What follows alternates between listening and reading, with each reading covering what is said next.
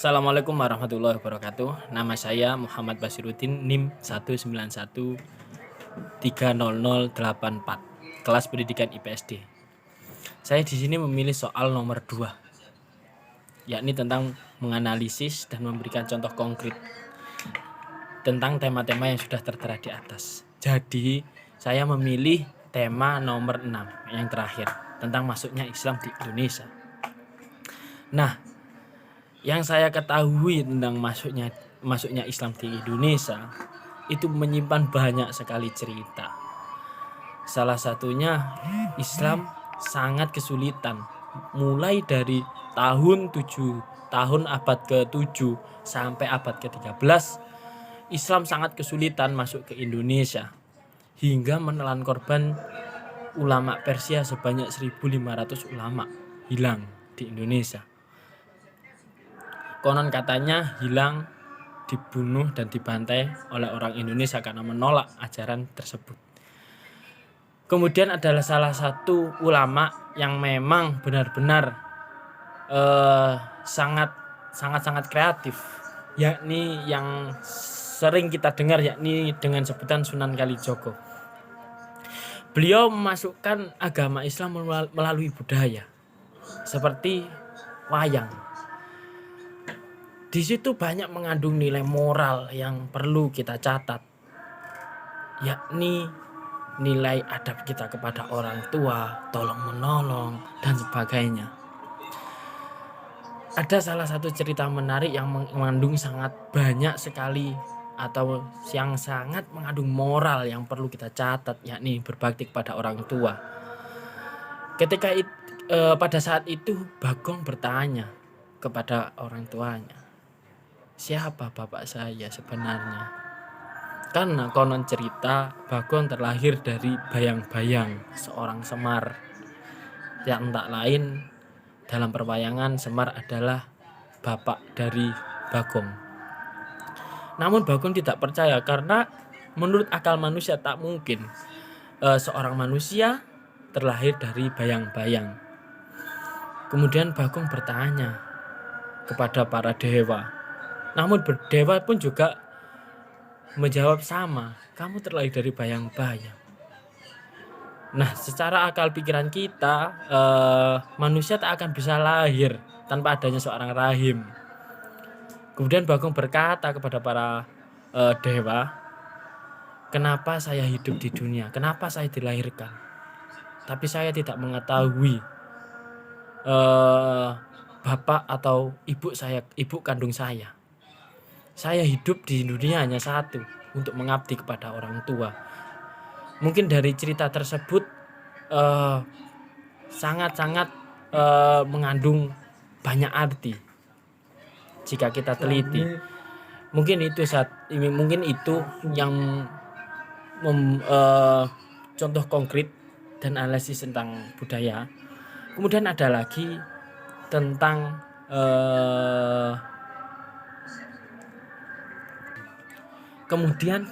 tembang. Kalijogo juga memasukkan tentang tembang, yakni salah satunya tembang mocopat. Kalau diartikan yakni moco barang papat kalau dalam bahasa Jawa. Jadi di situ mengandung arti manusia itu turun ke bumi memiliki empat saudara, atau dalam bahasa Jawa biasanya disebut dengan dulur papat limo pancer. Jadi pancer itu kita, jadi empat dulur papat limo pancer, ada kanan ada kiri, 2 kanan 2 kiri. Yang kanan malaikat yakni malaikat hafadhah, dan yang kiri yakni sebangsa jin, yakni jin korin. Nah, di situ mengandung arti apabila kita memang cenderung kebaikan, memang kita cenderung ke agama, cenderung ke hal yang baik, maka kita akan menggunakan bantuan yang kanan, yakni bantuan dari malaikat hafadhah. Dan apabila kita memang memiliki niat buruk atau kejelekan, kebanyakan orang pasti menggunakan saudara kita yang dari kiri, yakni jin korin, meminta bantuan pada hal-hal yang kafir. Di situ mengandung arti bahwa kita dituntut untuk memilah mana yang baik dan mana yang buruk, karena kedua-duanya sama, bisa membantu dan bisa menolong kita kelak. Mungkin itu jawaban saya untuk pertanyaan nomor 2. Warahmatullahi wabarakatuh. Lanjut ke soal berikutnya, yaitu soal nomor 3. Pelajaran apa saja yang bisa kalian ambil dari kebudayaan di Indonesia?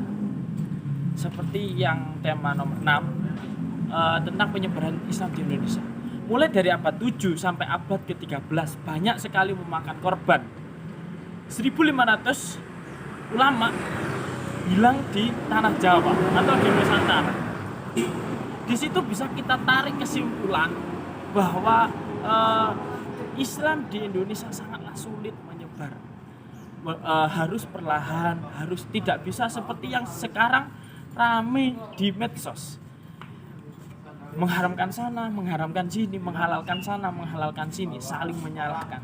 Namun apabila kita tarik pelajaran dari sejarah, dari kebudayaan, para wali songo menyebarkan Indonesia bukan hanya mengharamkan, langsung mengharamkan, karena sejatinya di Indonesia sudah memiliki agama.